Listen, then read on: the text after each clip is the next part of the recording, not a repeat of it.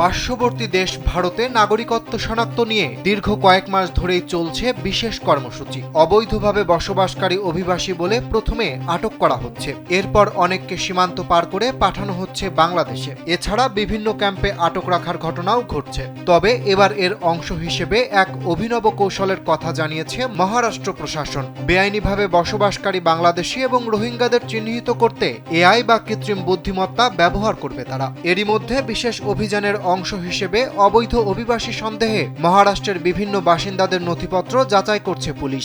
এনডিটিভির এক অনুষ্ঠানে সম্প্রতি মহারাষ্ট্রের মুখ্যমন্ত্রী দেবেন্দ্র ফডনবিস ঘোষণা করেন যে মুম্বাই প্রশাসনের হয়ে কৃত্রিম বুদ্ধিমত্তা দিয়ে বাংলাদেশি ও রোহিঙ্গা চিহ্নিত করার কাজটি করছে ইন্ডিয়ান ইনস্টিটিউশন অব টেকনোলজি। স্যান্ডেলিনা সো, রূপচর্চায় আভিজাত্য।